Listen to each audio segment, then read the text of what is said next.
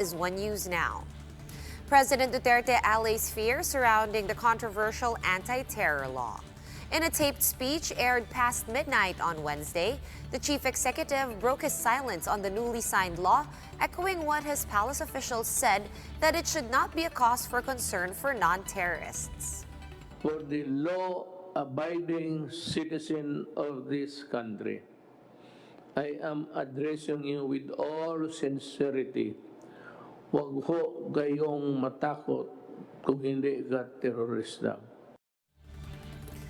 The president also defended the government's call to gradually reopen the Philippine economy despite relaxed lockdown restrictions in most parts of the country. In the same speech, the chief executive reiterated that exit travel restrictions have been lifted with certain safety conditions. Because if we open the entire Philippines and thousands upon thousands of new cases would happen, then we are in deep. Talagang mahirapan tayo. And international flights are back at the NAIA after months of travel restrictions because of COVID-19. Let's get the latest from News 5's Gerard de la Peña, who joins us live from NAIA Terminal 3 today. Gerard, how's it going over there? Sean, international flights have resumed here at the NAIA Terminal 3, the first time since Metro Manila was placed under community quarantine. But those who are itching to travel for leisure cannot leave just yet. Despite international carriers resuming operations, the NAIA Terminal 3 still seems like a ghost town. International flights have been transferred to Terminal 3 from Terminal 1 after the latter was closed off during the imposition of enhanced community quarantine back in March. On the first day of resumption of international travel at the Terminal 3, several airlines have mounted flights to select destinations. Nippon Airways has trips to Haneda and Narita, KLM to Bangkok, Cathay Pacific to Hong Kong, Qatar Airways to Doha, and Emirates to Dubai. Cebu Pacific and AirAsia meanwhile open flights to various domestic destinations. Dati na po sila nag-operate sa Terminal 1 to enforce social distancing, medyo dumadami na ang mga pasahero. We decided to put them back sa Terminal 3. Malacanang has announced that Filipinos can go on non-essential trips, but they cannot simply do so as of yet.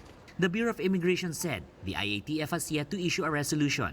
Once released, the public has to wait 15 more days before implementation. Marami pong consideration, including po sa pagkakaroon ng execution of declaration ng rest awareness na ito ay ipro-provide ng ating airlines. Sama din po yan sa mga conditions na pag bumalik ka rito, dapat magsasubmit ka sa protocol ng testing. Those departing the country will also have to abide by the restrictions in their destinations. Take the case of Emil, a seafarer who was not allowed to board going to the Netherlands due to restrictions set by Dutch authorities. Pro na kami sa ganyan changes na pagka sa barko kasi ganun din. Paiba-iba lang hindi naman namin, wala naman fixed dyan kasi. For now, only OFWs, Filipinos who have permanent resident status abroad, students, as well as foreign nationals may leave the country.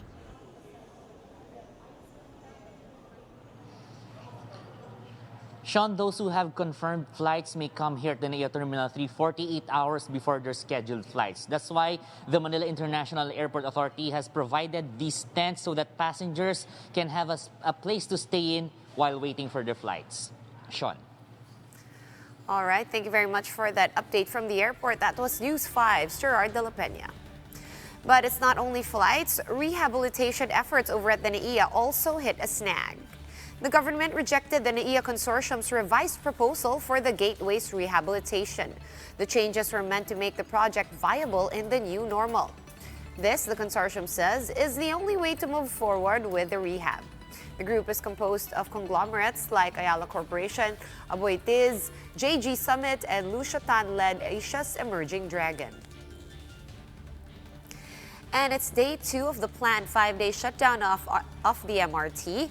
But as early as now, the rail line's management fears that they might have to extend the suspension should they run short on manpower. JC Cosico tells us more. The birth pains of an MRT-less commute in the metro might have already passed. On the second day since the rail line ceased operations, passengers no longer had to wait for hours just to get a ride in the MRT bus augmentation service. Ngayon medyo mabilis. Pero kahapon 40 minutes. Mahigit. Mas okay ito kasi mabilis yung biyahe. But with limited designated bus stops, the likes of Avelia May said the commute remains to be a struggle. Ang MRT kasi per station bumababa, naghihinto. Tapos, ito kasi, syempre kung ako ay Buendia, Ayala ako bumaba. Kung maraming commuters sa Buendia, dapat may Buendia station din mababa.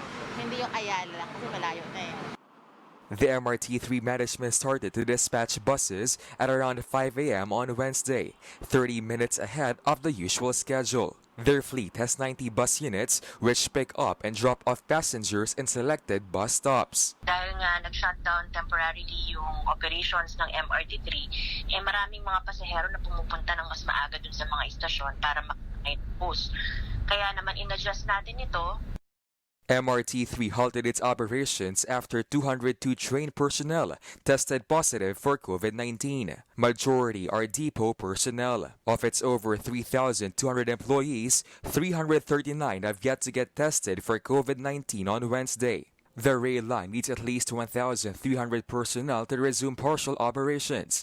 If unmet, Transportation Assistant Secretary God't Lebiran said the 5-day suspension might be extended. Para sa susunod na 2 hanggang 3 araw ay lumabas na yung resulta kung saan yun ang pagbabasihan natin kung gaano kabilis na magkakaroon tayo ng resumption ng partial or limited operations ng MRT3.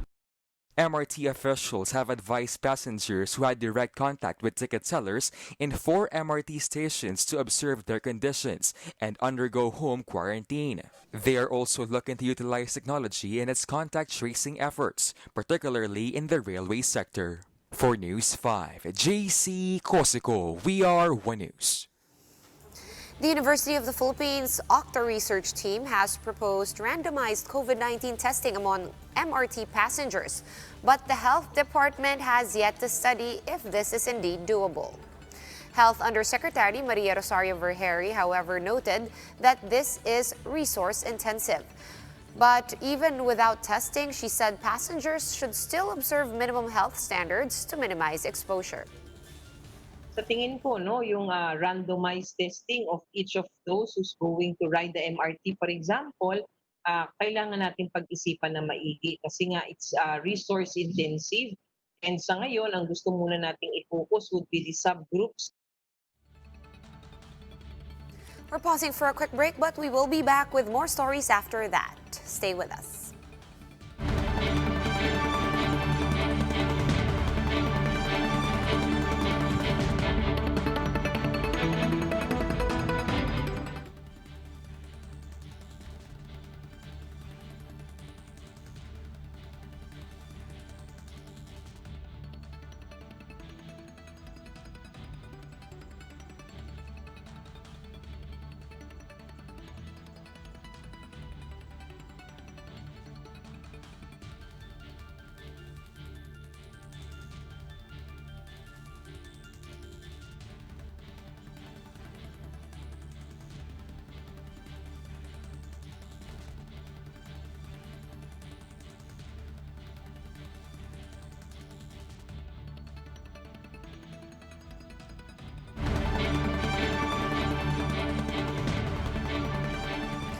Hi, I'm Sean Yao, and you're still watching One News Now.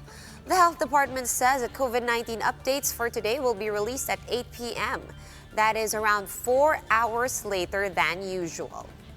As of yesterday, though, July 7, the country has recorded nearly 48,000 cases. The number of fatalities now stands at over 1,300, while more than 12,300 patients have recovered from the virus. During a meeting in Davao City last night, presidential spokesperson Harry Roque said a new reporting strategy focusing on the number of active cases will be imposed in the coming days.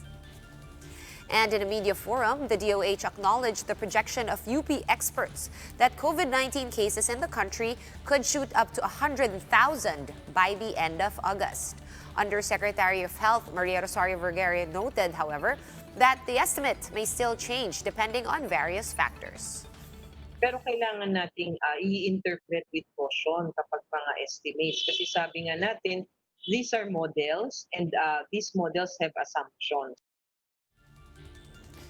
Vergere also shared that there are areas in Metro Manila that have recorded 100% increase in infections due to community transmission. Merong mga ibang factors na nung pinag-aaralan namin, nakikita natin na yung iba galing sa repatriates, may iba naman galing dun sa sinasabi natin ng mga workers or these closed institutions. And the government is preparing to assist more than 1,000 stranded individuals in Metro Manila. Interior Secretary Ed Año says about 4,000 of them were transported back to their hometowns this week. Close to 1,500 are still seeking shelter over at the Philippine Army, the Air Force, and Philippine Ports Authority. The next batch of trips might be slated before the end of the month. Maaari ito po ay sa last week po ng July. Kapag po natapos na rin yung mga naka-quarantine sa ngayon, bunga ng mga inihatid nating LSI. And the first batch of remains of OFWs who passed away in Saudi Arabia will be brought back home this week. 44 bodies of deceased OFWs are expected to arrive at the Villamor Air Base on Friday morning via chartered flight. Of the 44, 15 died due to COVID-19. Labor Secretary Silvestre Bello III says the bodies will be sent right away to crematoriums as prescribed by the government's health protocols. 274 bodies of deceased OFWs have yet to be repatriated from Saudi Arabia, with the second batch expected to arrive on Monday. Unang-una, humihingi kami ng paumanhin at pag-unawa dahil gusto man namin sana isama sabay-sabay sila. Hindi po natin nakayanan yung mga requirements at saka pati mismo yung limitation ng capacity ng transport facility. Kulang yung hindi kaya yung 274. Kaya napag-isipan namin na decide ng interagency na by batches na lang. And several salons grilled ABS-CBN for the supposed biased reporting. However, some senators say politicians are not one to meddle with the media's editorial content. Manlos Baños has the full story. When it comes to so-called biased and unfair news reports, Senator Nancy Binay says she and her family have had their fair share. She recalled the left and right Senate investigations into her father and former Vice President Jejomar Binay back in 2015. The lawmaker also remembered frequenting headlines when she first ran for senator in 2013. But these, says Binay, should not be a factor in deciding ABS-CBN's fate. ABS was not fair to us. For me, that is a fact. Pero, yun na nga dapat hindi yun kasama doon sa issue ng pagre-renew ng franchise ng ABS. Kasi di ba, parang that's between me and ABS. Huwag natin idama yung buong bayan. Binay recalled seeking help from the network's ombudsman to raise their complaints. But as politicians, she says, they should not be onion-skinned. In the lower house, several lawmakers cried foul over ABS-CBN's alleged biased reporting. Asked if Solons at some point abused hearings to forward personal issues, the senator had this to say. Coming from 25 hearings, parang minsan, di ba? Minsan may pagkakataon na napupunta nga dun sa parang ganong perception na nagkakaroon ng abuse of authority. Senate President Soto believes the best way to deal with supposed hurtful news reports is to face them head-on. Harapin nila. Harapin nila. Kung hindi naman totoo yung sinasabi, lalabas ang katotohanan. The truth is very difficult to hide. For Soto, the government should not in any way meddle with the media's editorial content. Na hindi lang sa news organizations nakikialam, hindi dapat nakikialam ng gobyerno. Government should be out of business. Yes. Government should not meddle with business. Pagka may mga pagkakamali o may mga violations, okay, punahin mo. Pero that's different from pakikialam. Pala spokesman Harry Roque earlier insisted that President Duterte remains neutral on ABS-CBN's franchise issue. He then called on Solons to decide based on their conscience. The lower house is expected to finally vote on ABS-CBN's franchise at the committee level on Thursday. For News 5, Mean Los Baños, we are One News. For more updates, follow News 5, The Philippine Star, and Business World online. Visit our website, onenews.ph, for more in-depth analysis. You can also catch One News on the Signal Play app. Register for a free account now at www.signalplay.com and stream One News live anytime, anywhere. I'm Sean Yao. We are One News.